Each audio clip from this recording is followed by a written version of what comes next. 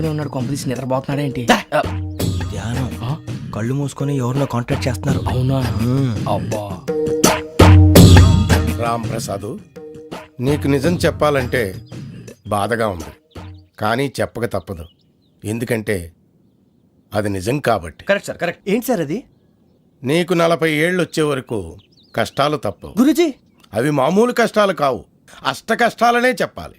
ఉదాహరణకు అవి ఎలా ఉంటాయంటే, దొరక్క నీకు ఫుడ్ దొరికితే అది నీ నోటికందే లోగా నీ కాలో నీ చెయ్యో తగిలే మట్టిపాలైపోతుంది. నీ వాకలికి తట్టుకోలేక అప్పు కోసం ఎండను పడి వెళితే అక్కడ తాళం వేసి ఉంటుంది. మరో కఠోరమైన నిజమేమిటంటే, నీ దరిద్రాన్ని చూసి భరించలేక నీ భార్య లేచి వెళ్ళిపోతుంది. ఒక్కతేనా ఎవరితోనన్నా? తప్పు. అతని దురదృష్టాన్ని చూసి ఎగతాళి చేయకు రమణ. Sorry sir. ఇదయ్యా రాంప్రసాద్, నువ్వు ఈ 40 ఏళ్ళు ఈ నరకాన్ని అనుభవించక తప్పదు. 40 ఏళ్ళ తర్వాత అలవాటైపోతుంది. ఇక నువ్వు వెళ్ళొచ్చు. ఏమో వెంకటేశ్వరరావు, కులాసైనా రమ్మన్నారట. నీకు శుభవార్త చెబుదామని పిలిపించాను. ఏంటి గురూజీ? నీకు శుక్రమహాదశ ప్రారంభం అవబోతుంది. అంటే శనిగా సెట్ అయిపోయినట్టేనా? ఆల్మోస్ట్ అయిపోయినట్టే. మీరంతా టోపీలు పెట్టుకునే ఉద్యోగాలు కూడా చేసుకుంటారు. ఇప్పటిదాకా మేమందరికీ టోపీలు పెట్టాం గానీ మాకు మేమే టోపీలు పెట్టుకుంటాం ఎప్పుడు అనుకోలేదు గురూజీ. అదే విధి. మరి ఇప్పుడు బిల్ల బంటోతు నుంచి బీట్ కానిస్టేబుల్ వరకు అందరికి నెత్తిమి టోపీలు ఉంటాయి. అందులో ఏ ఉద్యోగమో? ఎస్ఐ గారు కూడా టోపీ పెట్టుకుంటారు తెలదా? ఏది మన చదివే చదువులకు ఎస్ఐ ఉద్యోగాలు ఇస్తారేంటి? గ్రహాలు శాసిస్తున్నప్పుడు చదువులతో పని లేదు. ఏబిసిడీలు చదివినా చాలు మీ జీవితాలు విచిత్రమైన మలుపులు తిరుగుతాయి. మీకు విపరీతమైన ఫాలోయింగ్ వచ్చేస్తుంది. మీరు చాలా ఫేమస్ అయిపోతారు. వింటానికి చాలా బాగుంది. ఇప్పుడు మమ్మల్ని ఏం చేయమంటారు గురూజీ? ఏమీ చెయ్యదు, వెయిట్ చేయండి. కాలం కలిసి వస్తే అదృష్టమే మిమ్మల్ని గేలం వేసి పట్టుకుంటుంది. అంతవరకు వెయిట్ చేయండి. వెయిట్ చేసి కొంచెం వెయిట్ కూడా పెరిగింది. అయినా పర్వాలేదు, వెయిట్ చేస్తాం. అందాక ఏ అప్పు సపోర్ట్ చేసుకుని తాగుతాం, బ్రతుకుతాం అన్నట్టు. అప్పు అంటే గుర్తొచ్చింది. అప్పు మీద మీ అభిప్రాయం ఏంటి గురూజీ? ఏంటరా ఇంత నుంచి మీకు ఎదుగుతున్నాను రా. ఇక్కడేం చేస్తున్నారు?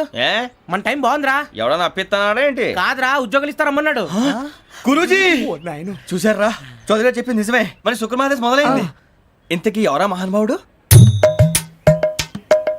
నమస్కారం. అయినరా నేను చెప్పింది? ఆహా, సాక్షాత్ ఎంప్లాయ్మెంట్ ఎక్స్చేంజ్ నడుచుకుంటూ వస్తున్నట్టు ఉంది. పదండి పట్టేద్దాం. నమస్కారం సార్. నమస్తే. వీలే సార్ మా ఫ్రెండ్స్. నమస్తే. నేను చెప్పానుగా, భగవాన్ గారు. ఆహా, పేర్లోనే దేవుడు ఉన్నాడు. లోపల కూడా పాజిటివ్ థింకింగ్ ఎక్కువ. ఇంతకీ మీరు ఇండియానా చైనీసా? India sir. మా ఫేస్ చూస్తారు అనిపించలేదు మీకు? భలే కామెడీ ఫీల్ అలా ఉన్నాడు. అవును సార్. నేను అడిగేది ఇండియన్ రెస్టారెంటా చైనీస్ రెస్టారెంటా అని. నేనేది ఓపెన్ గా డిస్కస్ చేయను కదా. పేరు చూసి స్కూల్లో డిస్కషన్ పెడతాడు అనుకుంటే వీటేంట్రా హోటల్ అంటున్నాడు. బాబు ఎట్ ఫీల్ అవుతున్నాడు. అంతా మీ ఇష్టం అంటున్నాడు సార్. ఫస్ట్ చైనీస్ రెస్టారెంట్ కి వెళ్దాం. నెక్స్ట్ అక్కడ డిసైడ్ చేద్దాం. చాలా ఇబ్బంది పడుతున్నట్టున్నారు. నువ్వు చేత్తో తినే బాబు. నేను జనరల్ గా చైనీసే ప్రిఫర్ చేస్తాను. ఫ్యాట్ కంటెంట్ తక్కువ ఉంటది కదా. రేపు నుంచి మేము కూడా ఇదే ఫాలో అవుతాం. ఎంతకీ మీకు స్టీల్ ప్లాంటా, షిప్ యార్డా, ఏషియాడా, జింక, బంకా? బంకా, హెచ్పిసిఎల్.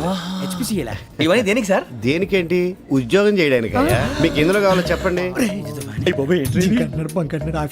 నేను అమలపోతున్నారా? ఏంటయ్యా డిస్కషన్స్? మాకు నీ ఛాయిస్లు ఉంటాయి అనుకోలేదు. మీరు సడన్ గా జింకు బంకు అంటే సింక్ అవడానికి కొంచెం టైం పట్టింది. అదే అదే జేసీ గారు టోపీలు పెట్టుకుని ఉద్యోగం అన్నారుగా. వీటిలో టోపులు పెట్టుకునే జాబ్లు ఎక్కడ ఉన్నాయండి? అన్నిటిలోనే ఉంటాయి, వాటిలో కూడా ఉంటాయి. వాచ్మెన్ ఉద్యోగం కావాలా?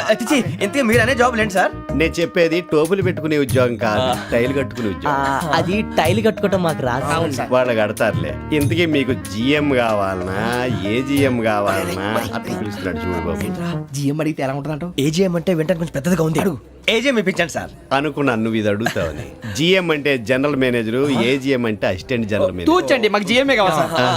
అది సరే కానీ భగవాన్ జీ, ఈ ఉద్యోగాలకి టోపులు పెట్టుకుని వెళ్ళొచ్చా? నీ ఇష్టం వచ్చినట్టు వెళ్ళొచ్చమ్మా. అయితే నాకు జింక్లో ఇప్పించండి. నాకు స్టీల్ ప్లేట్ నాకు బంకులో గానీ. కన్ఫ్యూజ్ చేయగానే ఆయన్ని అందరికీ ఒక చోట ఇప్పించండి సార్. కలిసి పని చేసుకుంటాం. జీతం ఎంతండి? 30,000 అంటే 40,000. వడ్డీ ఎంత? అప్పు కాదయ్యా, నీకు ఇచ్చే జీతం. అంటే తిరిగి ఒక్కలేదా? ఫ్రస్ట్రేషన్ లో ఉన్నట్టున్నాడు. అవునండి. నువ్వు ఇచ్చిన వాళ్ళు తీసుకోరు. మాకు అవసరం కూడా అదే. అంతేకాదు ప్రతి నెల గ్రాట్యుటీ, పిఎఫ్, సిఎఫ్. బియ్యం కూడా సార్? ఏ నువ్వు యాక్ చేస్తావా? భగవాన్ జీ, మీరు ఇదంతా ఎందుకు చేస్తున్నారు? ఊరికే మాత్రం కాదు, నేను మంచోడని చెప్పి నా కారు పెట్రోల్ లేకుండా వెళ్తుందా? నేను ఇచ్చుకోవాల్సినవి ఉంటాయి కదా. ఇలా చూడు, అందుకని ఉద్యోగానికి వాళ్ళ ఆకారం తీసుకుంటా. మా గెటబుల్ చూసి మీరు అపార్థం చేసుకుంటున్నారు. మాకంత పొజిషన్ లేదండి బాబు. పోనీ నలుగురు కలిసి ఉద్యోగం చేసుకోవచ్చా? మీ దరిద్రం నాకు అర్థమైంది. థ్యాంక్స్. మీ నలుగురు కలిసి ఓ ₹1,00,000 ఇవ్వండి చాలు. నేను నమ్మనరా, డబ్బుల విషయంలో అసలు నమ్మను. నాన్నగారు మీరు అలా అంటాం భావ్యం కాదు. ఏదో జేసీ గారి సిఫార్సు వల్ల శని గారు సైడ్ అయ్యి శుక్రమహాదేశం మొదలైంది. ఉద్యోగం దానంతటి అదే వెతుకుంటూ వచ్చింది. అందుకని ఇంకేం కావాలో చెప్పండి. స్టీల్ ప్లాంట్ లో జీఎం అని పెద్ద పోస్ట్ అమ్మా. జీతం 30,000, నెల నెల ప్రమోషన్లు, సిఎఫ్లు, డిఎఫ్లు, పిఎఫ్లు, బిఎఫ్లు. ఇవన్నీ నువ్వు చదివిన చదువుకే. అబ్బాబే దీనికి చదువుకి సంబంధం లేదండి. చెప్పాను కదా శుక్రమహాదశ. అది దాని పవర్ అనుకోండి, ఎఫెక్ట్ ఈ అనుకోండి. రోజుల్లో కూడా గ్రహాలు ఏటా nonsense. అబ్బా ఏంటండి వాడన్న ప్రతిదాన్ని ఇలా కొట్టి పడేస్తారు. చిన్నప్పటి నుంచి లక్షల పోస్ట్ చదివించారు. అమ్మా నువ్వు లేని పోనీ పెట్టుకో. లక్షలు ఎక్కడైనా ఊరుకోరా, మాట వరుస కదాలే. ఒక 25,000 ఇస్తే వాడి జీవితం సెటిల్ అయిపోతుంది అంటున్నాడుకా. అంతగా ఆలోచిస్తారేంటండి? అమ్మా నాకు ఉద్యోగం రాగానే మీ అందరి స్టీల్ ప్లాంట్ షిఫ్ట్ చేస్తానే. ఓకే నువ్వు చెప్పేదంతా కరెక్టేనా? నాన్నగారు మీకు అంత అనుమానం అది ఇవ్వకండి. సర్లే, ఇప్పటికిప్పుడు అంత డబ్బు అంటే కష్టం కానీ నాకు ఎలక్ట్రిక్ హోండా అమ్మాలి. నాకు తెలుసు మీరు ఆ నిర్ణయం తీసుకుంటారని, అందుకే పార్టీని పట్టుకొచ్చాను. బయట వెయిటింగ్.